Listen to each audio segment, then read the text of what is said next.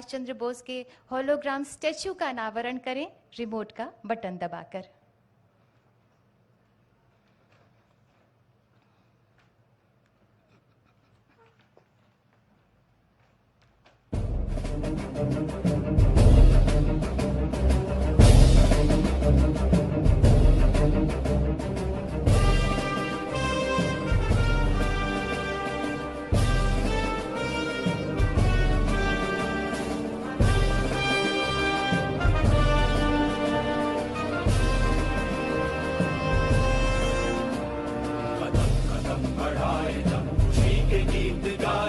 ये जिंदगी है कौम की, तो कौम पे लुटाए जा। कदम कदम बढ़ाए जा, खुशी के गीत गाए जा। ये जिंदगी है कौम की, तो कौम पे लुटाए जा।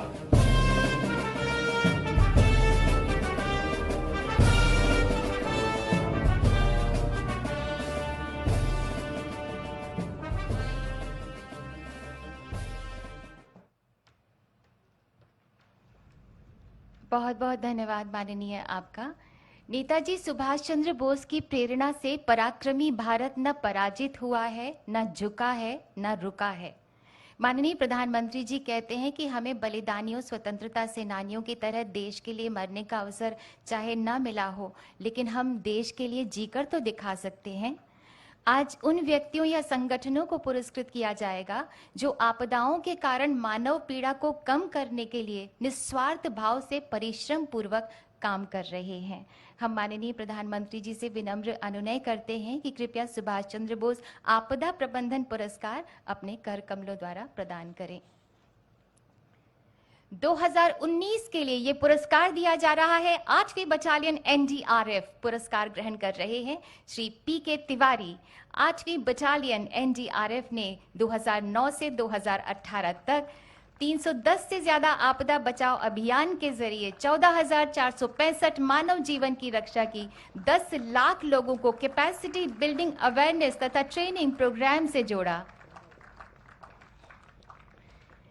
2020 के लिए ये पुरस्कार दिया जा रहा है श्री के सिंह, पूर्व डीजी सीआईएसएफ। आपने 3 टियर डिजास्टर रिस्पांस मैकेनिज्म के निर्माण की नींव रखी। आपदा प्रबंधन के सभी चरणों में सिविल डिफेंस के एक्टिव पार्टिसिपेशन की परिकल्पना को भी आपने प्रतिपादित किया। 2020 के लिए ही disaster mitigation and management centre Uttarakhand को पुरस्कार दिया जा रहा है। पुरस्कार ग्रहण कर रहे हैं श्री एसए मुरुगेसन आईएएस।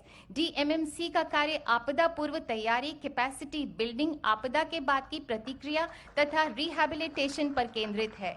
वैज्ञानिक तथा शैक्षिक संस्थाओं और राज्यों के विभागों के बीच संवाद स्थापित किया जाता है। 2021 के लिए पुरस्कार दिया जा रहा है श्री राजेंद्र कुमार भंडारी को। आप डिजास्टर मिटिगेशन पर Indian national academy of engineering forum के अध्यक्ष हैं। आपने भारत में जियो हैजार्ड्स और भूस्खलन पर वैज्ञानिक अध्ययन की नींव रखी। भूस्खलन अध्ययन की पहली प्रयोगशाला भी स्थापित की। 2021 के लिए पुरस्कार दिया जा रहा है sustainable environment and ecological development society seeds को। पुरस्कार ग्रहण कर रहे हैं डॉक्टर अंशु शर्मा। सीड्स पिछले 28 सालों से आपदाओं और जलवायु परिवर्तन के प्रभावों से प्रभावित हो सकने वाले लोगों को रेजिलियंस निर्माण की दिशा में काम कर रही है। 2022 के लिए प्रोफेसर विनोद कुमार शर्मा को ये पुरस्कार दिया जा रहा है। भारत में डीआरआर में आपके अग्रणी कार्य ने आपको अंतर्राष्ट्रीय पहचान दिलाई। सिक्किम राज्य आपदा प्रबंधन के उपाध्यक्ष के रूप में आपने सिक्किम को डीआरआर लागू करने में एक आदर्श राज्य बनाया है। 2022 के लिए ही गुजरात आपदा प्रबंधन संस्थान को पुरस्कार दिया जा रहा है। पुरस्कार ग्रहण कर रहे हैं श्री पीके तनेजा डीजी। जीआईडीएम ने पेंडेमिक के दौरान मल्टी हैजार्ड रिस्क मैनेजमेंट तथा रिडक्शन के लिए 12,000 से ज्यादा प्रोफेशनल्स को ट्रेन किया। फायर से संबंधित पोर्टल, कोविड से संबंधित मोबाइल ऐप भी विकसित किया। बहुत बहुत धन्यवाद माननीय आपका और सभी पुरस्कार विजेताओं को हार्दिक बधाई। भारतवासियों, मां भारती आज गर्वित है कि उसके वीर पुत्र नेताजी सुभाष चंद्र बोस के अनन्य अनुगामी माननीय प्रधानमंत्री श्री नरेंद्र मोदी जी मां भारती की सुरक्षा, समृद्धि तथा जनता की सेवा के लिए सदैव बेचैन रहते हैं, जो स्वयं से आगे स्वदेश रखते हैं, स्वमेव से आगे ध्येय रखते हैं, जो देश हित में कड़ी से कड़ी चुनौती से डटकर जूझ जाते हैं। माननीय प्रधानमंत्री जी के नेतृत्व में आजाद हिंद फौज का वो तराना आज शब्दशः चरितार्थ हो रहा है। शुभ सुख चैन की बरखा बरसे, भारत भाग है जागा, सूरज बनकर जग पर चमके, भारत नाम सुभागा। माननीय प्रधानमंत्री जी से हमारा विनम्र अनुरोध है कि कृपया हम सबको प्रेरणा ज्योति से रोशन करें।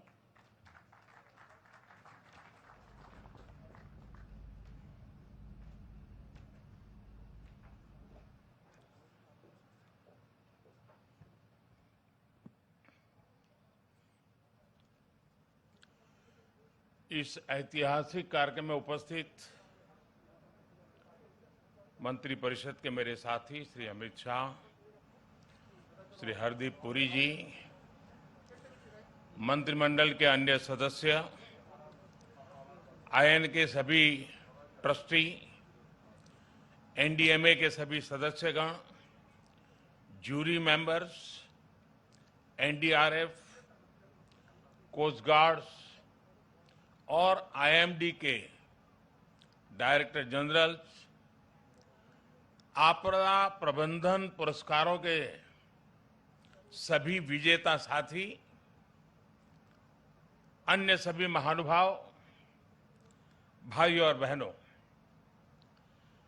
भारत मां के वीर सपूत नेताजी सुभाष चंद्र बोस की 125वीं जन्म जयंती पर पूरे देश की तरफ से मैं आज कोटि कोटि नमन करता हूं। ये दिन ऐतिहासिक है, ये कालखंड भी ऐतिहासिक है और ये स्थान जहां हम सभी एकत्रित हैं वो भी ऐतिहासिक है। भारत के लोकतंत्र की प्रतीक हमारी संसद पास में है, हमारी क्रियाशीलता और लोकनिष्ठा के प्रतीक अनेक भवन भी हमारे साथ पास में नजर आ रहे हैं, हमारे वीर शहीदों को समर्पित नेशनल वॉर मेमोरियल भी पास है। इन सब के आलोक में आज हम इंडिया गेट पर अमृत महोत्सव मना रहे हैं और नेताजी सुभाष चंद्र बोस को आदरपूर्वक श्रद्धांजलि दे रहे हैं। नेताजी सुभाष जिन्होंने हमें स्वाधीन और संप्रभु भारत का विश्वास दिलाया था, जिन्होंने बड़े गर्व के साथ,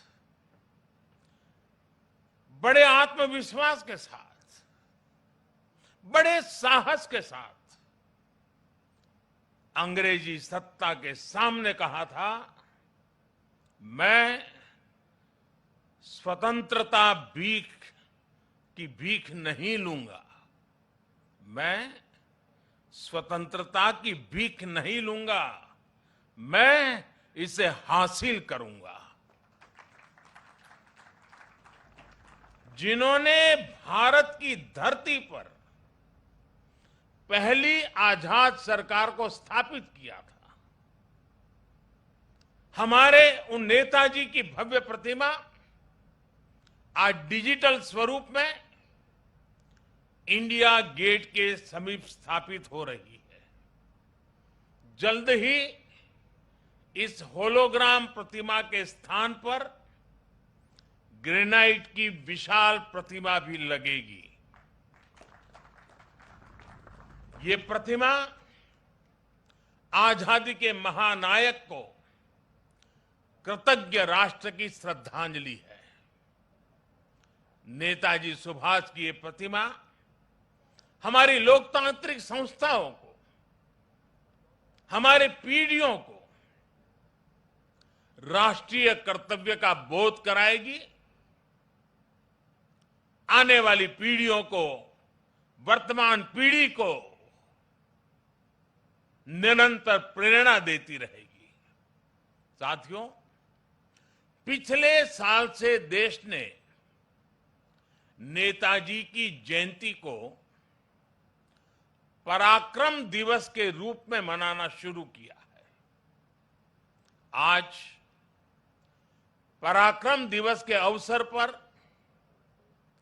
सुभाष चंद्र बोस आपदा प्रबंधन पुरस्कार भी दिए गए हैं।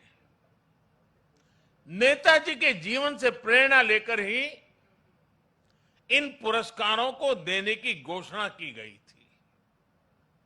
साल 2019 से 2022 तक उस समय के सभी विजेताओं, सभी व्यक्तियों, सभी संस्थाओं को जिन्हें आज सम्मान का अवसर मिला है, उन सबको भी मैं बहुत बहुत बधाई देता हूं। साथियों, हमारे देश में आपदा प्रबंधन को लेकर जिस तरह का रवैया रहा था, उस पर एक कहावत बहुत सटीक बैठती है। जब प्यास लगी तो कुआं खोदना। और जिस मैं काशी क्षेत्र से आता हूं, वहां तो एक और भी कहावत है। वो कहते हैं, भोज गड़ी कोहड़ा रोपे, यानी जब भोज का समय आ गया तो कोहड़े की सब्जी उगाने लगना।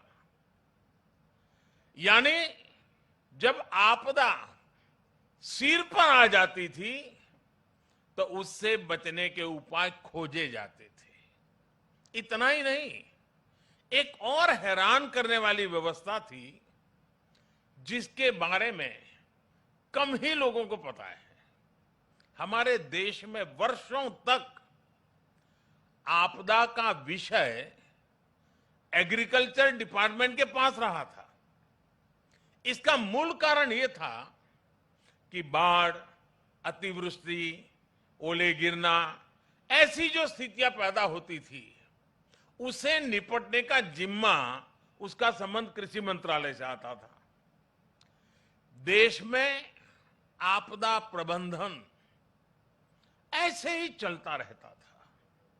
लेकिन 2001 में गुजरात में भूकंप आने के बाद जो कुछ हुआ, देश को नए सिरे से सोचने के लिए मजबूर किया और उसने आपदा प्रबंधन के मायने बदल दिए। हमने तमाम विभागों और मंत्रालयों को राहत और बचाव के काम में झोंक दिया। उस समय के जो अनुभव थे, उनसे सीखते हुए ही 2003 में Gujarat state disaster management act बनाया गया।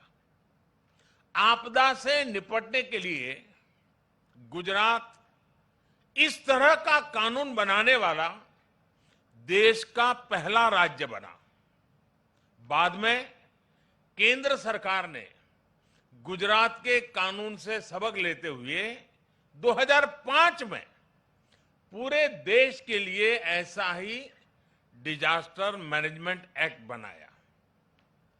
इस कानून के बाद ही नेशनल डिजास्टर मैनेजमेंट अथॉरिटी, उसके गठन का रास्ता साफ हुआ। इसी कानून ने कोरोना के खिलाफ लड़ाई में भी देश की बहुत मदद की।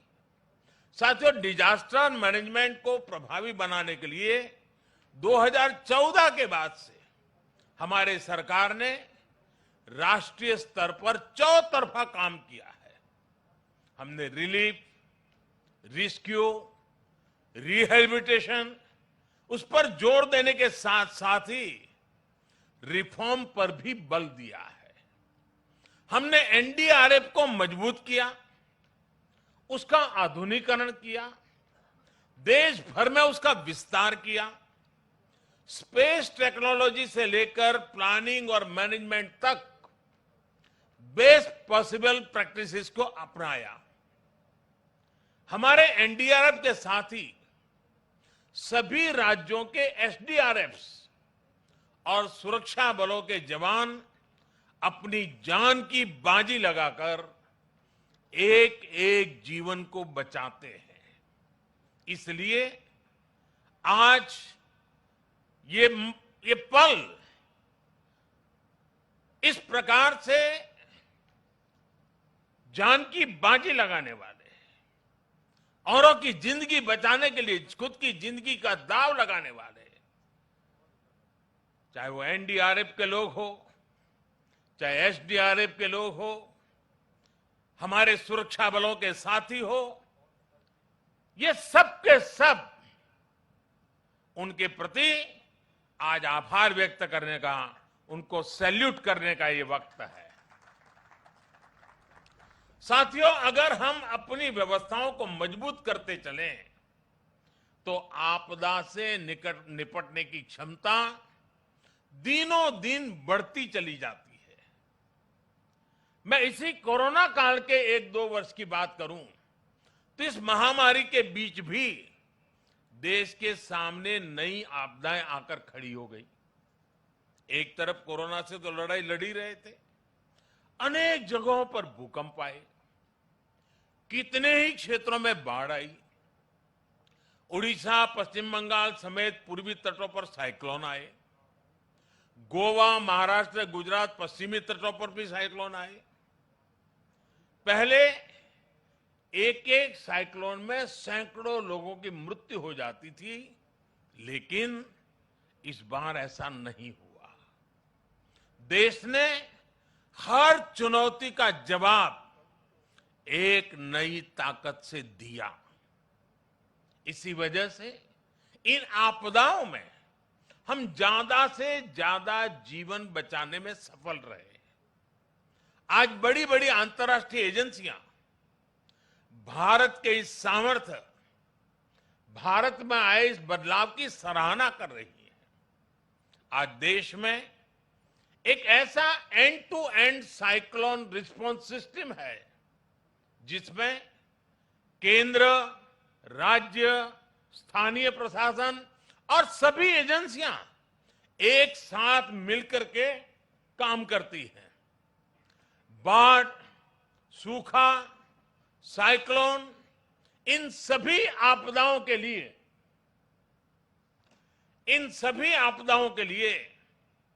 वार्निंग सिस्टम में सुधार किया गया है। डिजास्टर रिस्क एनालिसिस के लिए एडवांस टूल्स बनाए गए हैं। राज्यों की मदद से अलग अलग क्षेत्रों के लिए डिजास्टर रिस्क मैप्स बनाए गए हैं। इसका लाभ सभी राज्यों को, सभी स्टेक होल्डर्स को मिल रहा है। और सबसे महत्वपूर्ण, डिजास्टर मैनेजमेंट, आपदा प्रबंधन आज देश में जन भागीदारी और जन विश्वास का विषय बन गया है। मुझे बताया गया है कि एनडीएमए की आपदा मित्र जैसी स्कीम से युवा आगे आ रहे हैं, आपदा मित्र के रूप में जिम्मेवारियां उठा रहे हैं, यानी जन भागीदारी बढ़ रही है। कहीं कोई आपदा आती है तो लोग विक्टिम नहीं रहते, वो वॉलेंटियर्स बनकर आपदा का मुकाबला करते हैं। यानी आपदा प्रबंधन अब एक सरकारी काम भर नहीं है, बल्कि ये सबका प्रयास का एक मॉडल बन गया है। और साथियों, जब मैं सबका प्रयास की बात करता हूं तो इसमें हर क्षेत्र में हो रहा है प्रयास, एक होलिस्टिक अप्रोच भी शामिल है। आपदा प्रबंधन को प्राथमिकता देते हुए हमने अपने एजुकेशन सिस्टम में भी कई सारे बदलाव किए हैं। जो सिविल इंजीनियरिंग के कोर्सेज होते हैं, आर्किटेक्चर से जुड़े कोर्सेज होते हैं, उसके पाठ्यक्रम में डिजास्टर मैनेजमेंट से जुड़ा इंफ्रास्ट्रक्चर की रचना कैसी हो, उस पर विषयों को जोड़ना, ये सारे काम प्रयासरत हैं। सरकार ने डैम फेलियर की स्थिति से निपटने के लिए डैम सेफ्टी कानून भी बनाया है।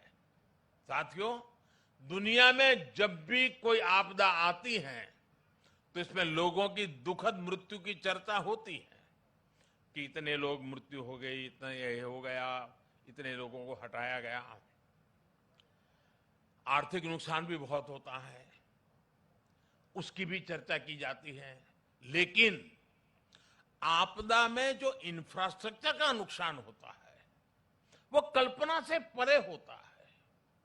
इसलिए ये बहुत आवश्यक है कि आज के समय में इंफ्रास्ट्रक्चर का निर्माण ऐसा हो जो आपदा में भी टिक सके, उसका सामना कर सके। भारत आज इस दिशा में भी तेजी से काम कर रहा है। जिन क्षेत्रों में भूकंप, बाढ़ या साइक्लोन का खतरा ज्यादा रहता है, वहां पर पीएम आवास योजना के तहत बन रहे घरों में भी इसका ध्यान रखा जाता है। उत्तराखंड में जो 4 धाम महापरियोजना का काम चल रहा है, उसमें भी आपदा प्रबंधन का ध्यान रखा गया है। उत्तर प्रदेश में जो नए एक्सप्रेस वे बन रहे हैं, उनमें भी आपदा प्रबंधन से जुड़ी बारीकियों को प्राथमिकता दी गई है। आपात स्थिति में एक्सप्रेस वे विमान उतरने के काम आ सके, इसका भी प्रावधान किया गया है। यही नए भारत का विजन है, नए भारत के सोचने का तरीका है। साथियों, डिजास्टर रेजिलिएंट इंफ्रास्ट्रक्चर की इसी सोच के साथ भारत ने दुनिया को भी एक बहुत बड़ी संस्था का विचार दिया है, उपहार दिया है। यह संस्था है CDRI, coalition for disaster resilient infrastructure.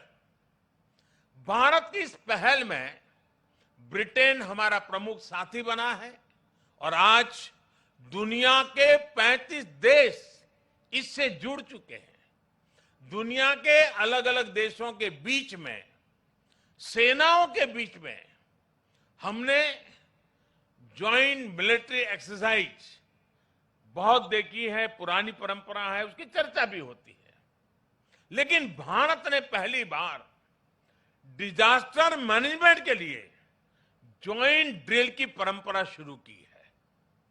कई देशों में मुश्किल समय में हमारी डिजास्टर मैनेजमेंट से जुड़ी एजेंसियों ने अपनी सेवाएं दी है, मानवता के प्रति अपने कर्तव्य का निर्वाह किया है। जब नेपाल में भूकंप आया, इतनी बड़ी तबाही मची, तो भारत एक मित्र देश के रूप में उस दुख को बांटने के लिए जरा भी देरी नहीं की थी। हमारे NDRF के जवान वहां तुरंत पहुंच गए थे। डिजास्टर मैनेजमेंट का भारत का अनुभव सिर्फ हमारे लिए नहीं, बल्कि पूरी मानवता के लिए है।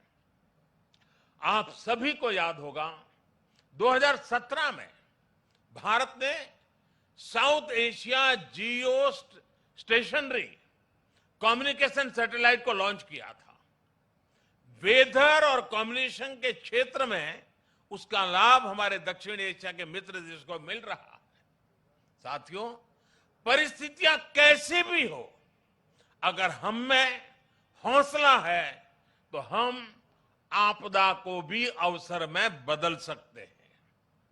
यही संदेश नेताजी ने हमें आजादी की लड़ाई के दौरान दिया था।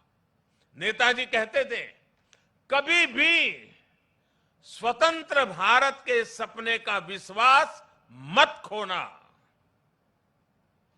दुनिया की कोई ताकत नहीं है जो भारत को झकझोर सके। आज हमारे सामने आजाद भारत के सपनों को पूरा करने के लक्ष्य हैं। हमारे सामने आजादी के 100वें साल से पहले, 2047 के पहले नए भारत के निर्माण का लक्ष्य है। और नेताजी को देश पर जो विश्वास था, जो भाव नेताजी के दिल में उभरते थे, और उनके इन भावों के कारण मैं कह सकता हूं कि दुनिया की कोई ताकत नहीं है जो भारत को इस लक्ष्य तक पहुंचने से रोक सके। हमारी सफलताएं हमारी संकल्प शक्ति का सबूत है, लेकिन ये यात्रा अभी लंबी है। हमें अभी कई शिखर और पार करने हैं।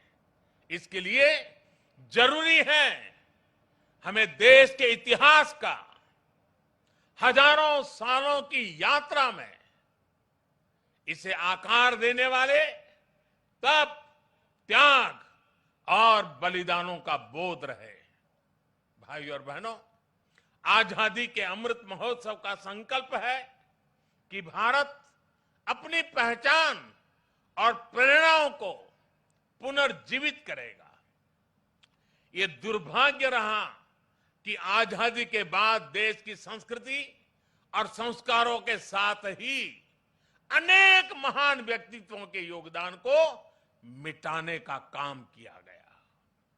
स्वाधीनता संग्राम में लाखों लाख देशवासियों की तपस्या शामिल थी, लेकिन उनके इतिहास को भी सीमित करने की कोशिश हुई।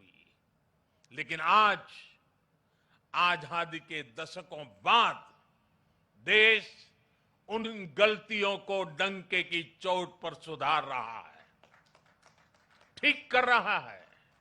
आप देखिए, बाबा साहब आंबेडकर से जुड़े पंच तीर्थों को देश उनकी गरिमा के अनुरूप विकसित कर रहा है। स्टैच्यू ऑफ यूनिटी आज पूरी दुनिया में सरदार वल्लभ भाई पटेल के यशगान की तीर्थ बन गई है। भगवान बिरसा मुंडा की जयंती को जनजातीय गौरव दिवस के रूप में मनाने की शुरुआत भी हम सब ने कर दी है। आदिवासी समाज के योगदान और इतिहास को सामने लाने के लिए अलग अलग राज्यों में आदिवासी म्यूजियम्स बनाए जा रहे हैं और नेताजी सुभाष चंद्र बोस के जीवन से जुड़ी हर विरासत को भी देश पूरे गौरव से संजो रहा है। नेताजी द्वारा अंडमान में तिरंगा लहराने की 75वीं वर्षगांठ पर अंडमान के एक द्वीप का नाम उनके नाम पर रखा गया है।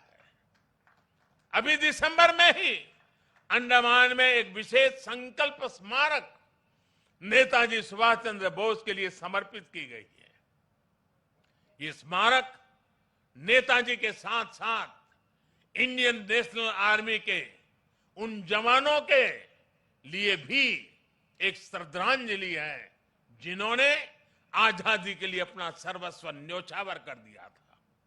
ये मेरा सौभाग्य है कि पिछले वर्ष आज के ही दिन मुझे कोलकाता में नेताजी के पैतृक आवास भी जाने का अवसर मिला था।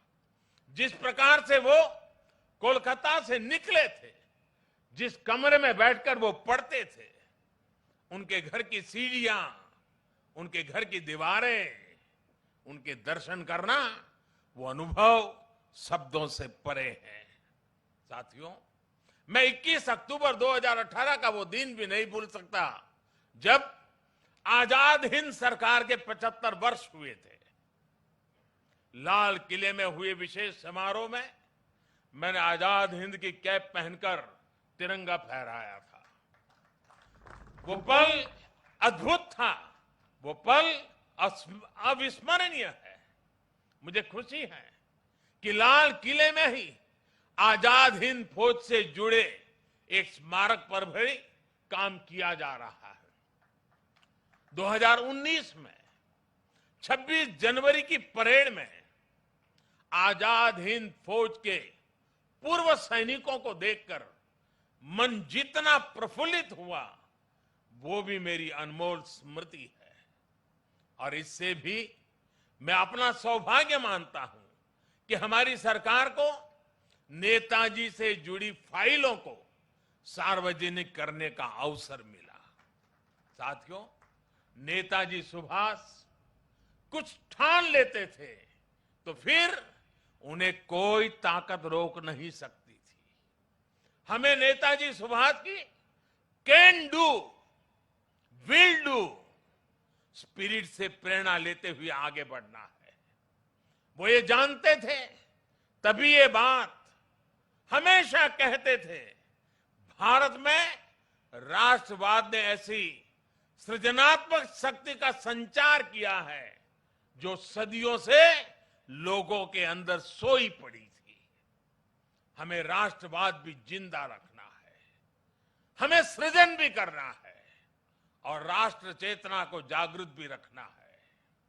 मुझे विश्वास है कि हम मिलकर भारत को नेताजी सुभाष के सपनों का भारत बनाने में सफल होंगे। आप सभी को एक बार फिर पराक्रम दिवस की बहुत बहुत शुभकामनाएं देता हूं और मैं आज एनडीआरएफ, एसडीआरएफ के लोगों को भी विशेष रूप से बधाई देता हूं, क्योंकि बहुत छोटे कालखंड में उन्होंने अपनी एक पहचान बना दी है।